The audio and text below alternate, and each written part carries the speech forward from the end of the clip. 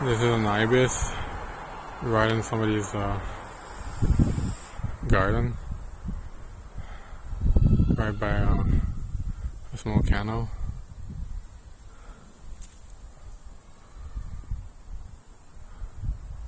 As you see something in the water.